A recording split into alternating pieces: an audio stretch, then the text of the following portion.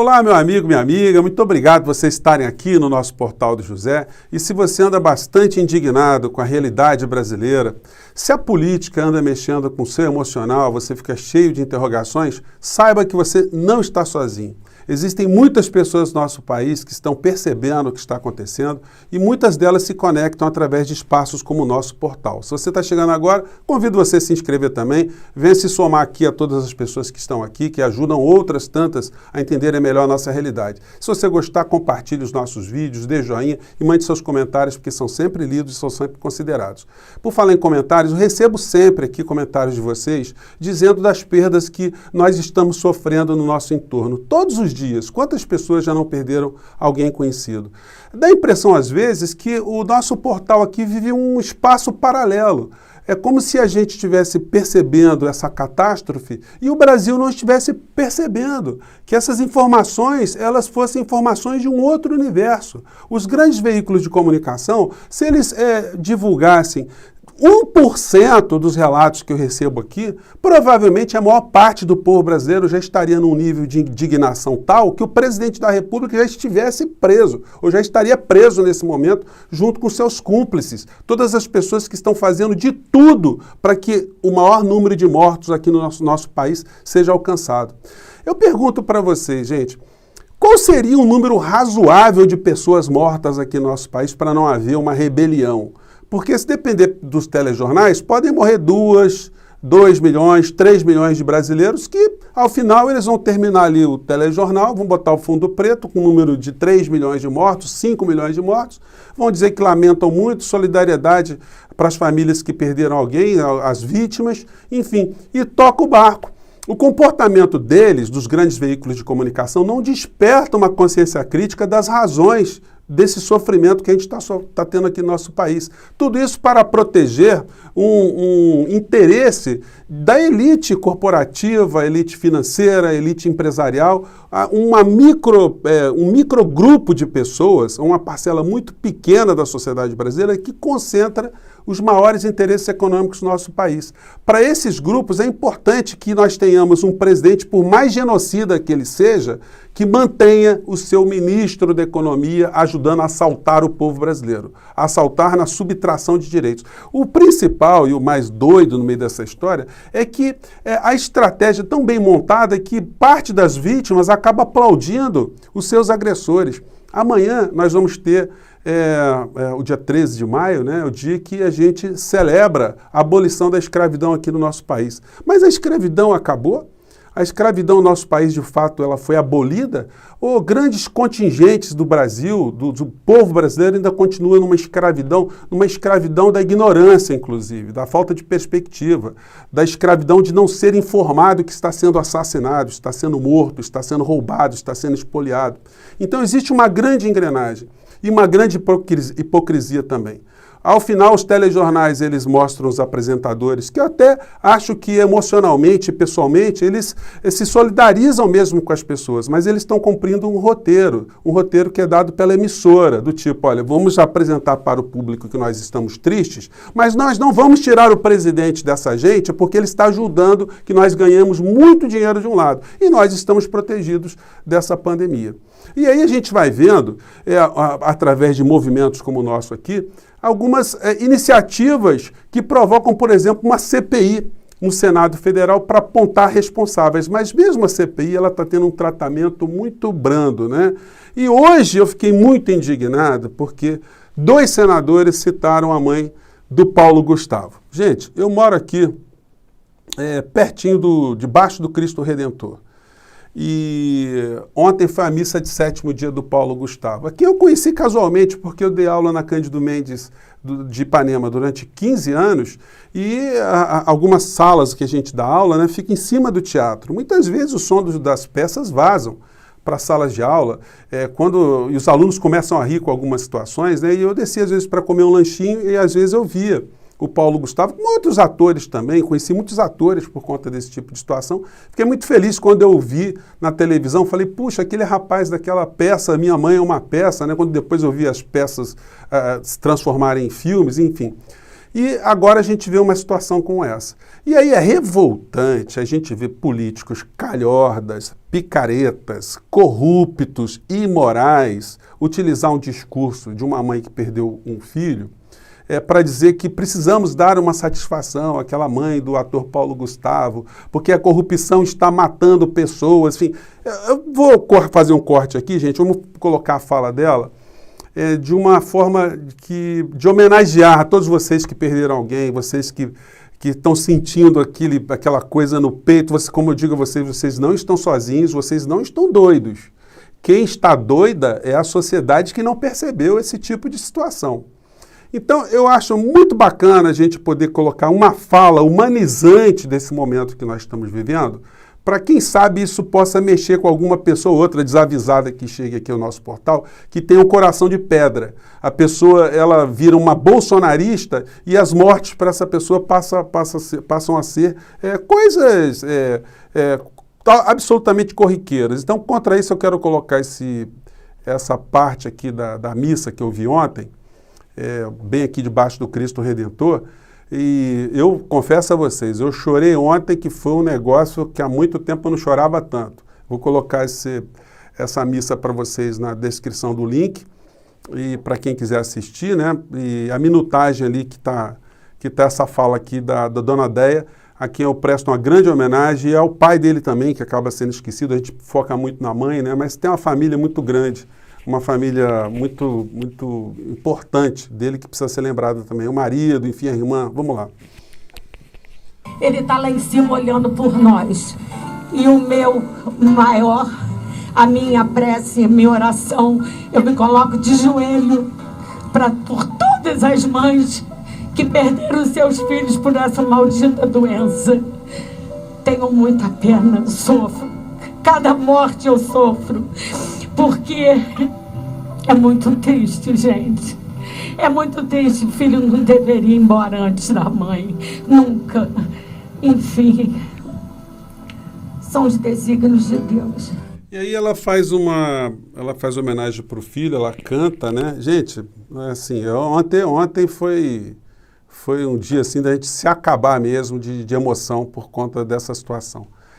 E eu estou colocando porque eu fiquei muito indignado hoje quando eu vi esse tipo de menção que senadores que não têm moral alguma para falar fizeram, distorcendo uma fala que ela fez quando ela disse que a corrupção ela causa a morte. No caso dela, não teve nenhuma corrupção que matou o filho dela, porque o filho dela não precisou de hospital público, não precisou de respirador público, não precisou nada disso, ele tinha recursos, ele foi bem tratado. A questão é que ele se contaminou com uma doença que foi difundida aqui no nosso país pela irresponsabilidade no trato dessa questão. Gente, o Fábio Van Garten hoje estava sendo sabatinado lá como testemunha, né, no Congresso Nacional. E aí, algumas coisas precisam ser lembradas. Esse governo aqui, quando a pandemia começou, ao invés de fazer algum tipo de campanha para que outros Paulos Gustavos não se contaminassem, fez propaganda exatamente no sentido contrário, que o Brasil não podia parar. Eu vou colocar só um trechinho aqui, porque muitas pessoas nem lembram que o comportamento genocida não foi um comportamento só de omissão, foi um comportamento de ação também, que muitas pessoas devem ser responsabilizadas. Vou colocar um trechinho aqui, vamos lá. Para os quase 40 milhões de trabalhadores autônomos, o Brasil não pode parar. Para os ambulantes, engenheiros, feirantes, arquitetos, pedreiros, advogados, professores particulares e prestadores de serviço em geral, o Brasil não pode parar. E aí foi rolando o comportamento do governo, foi esse comportamento de negacionismo na prática, né?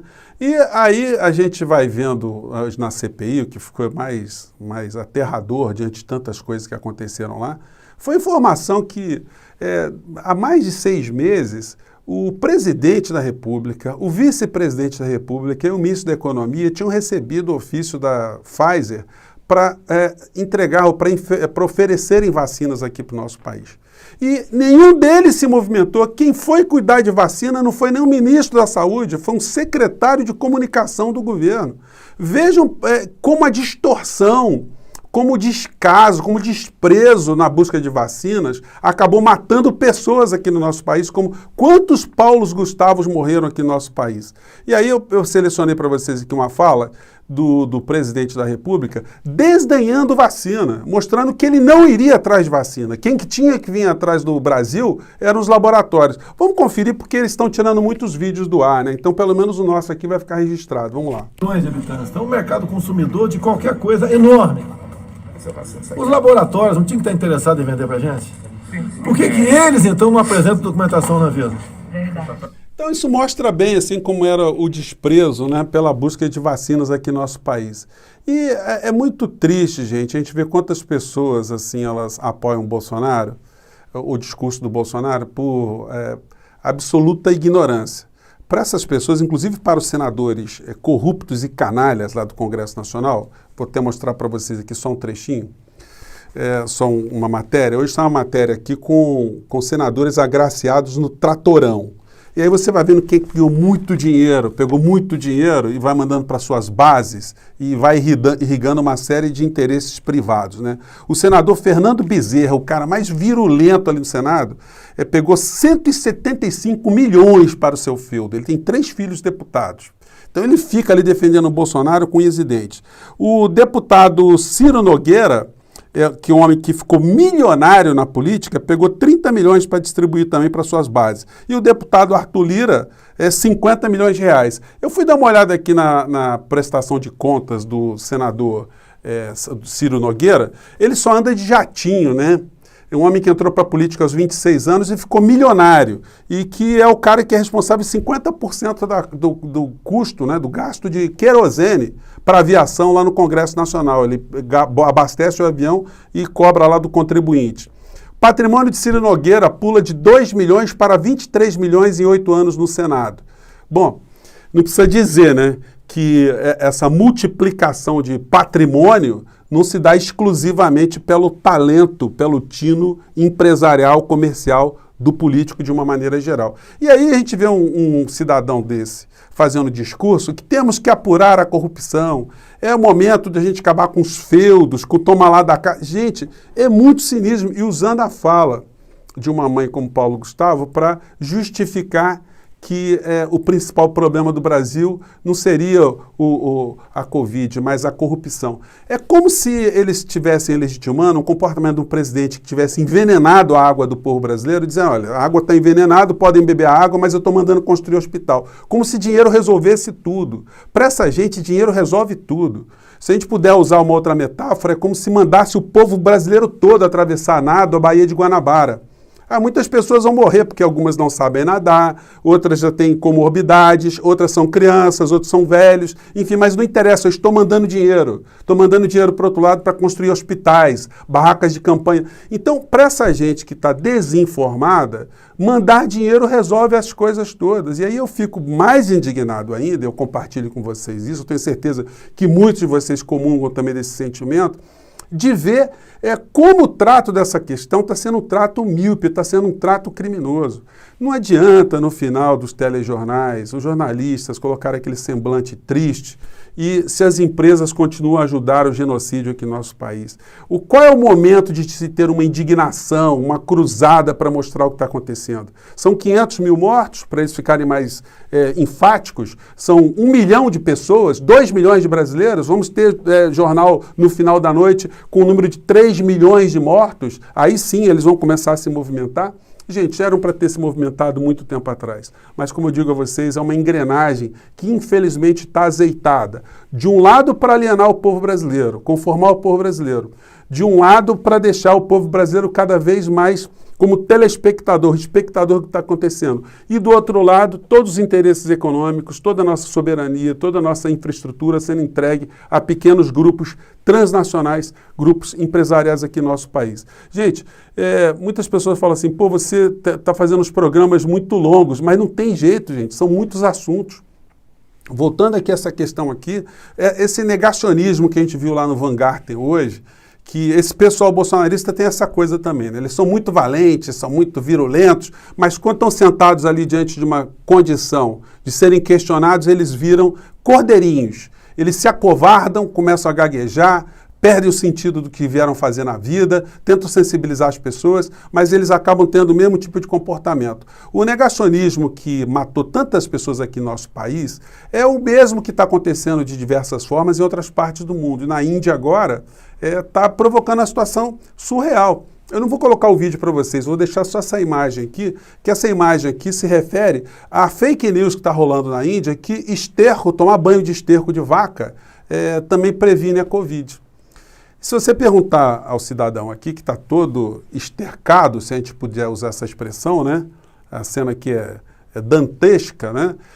Ele vai dizer, olha, não está provado cientificamente que o esterco de vaca ele cura a Covid, mas também não está provado cientificamente que não cura. Então vamos todos aqui tomar banho de esterco. Gente, é o que está acontecendo aqui no nosso país. O Bolsonaro, ele sabe, ele tem informação que 85% das pessoas que adquirem o vírus, elas desenvolvem formas muito brandas da doença. Então se ele manda todo mundo tomar um medicamento, olha, boa parte dessas pessoas vai começar a achar que foi o medicamento que as curou, quando não foi. O medicamento não teve nenhum tipo de impacto. Teve uma pesquisa feita pelo geógrafo, que eu vou colocar amanhã no nosso portal, aqui no nosso país, com instituições estrangeiras, que mostram na cidade onde Bolsonaro teve uma votação muito grande no segundo turno, são as cidades que mais estão perdendo pessoas por conta da Covid. Criando uma relação direta entre o comportamento do presidente, as práticas que ele disseminou e o resultado morte, a contaminação nesses municípios.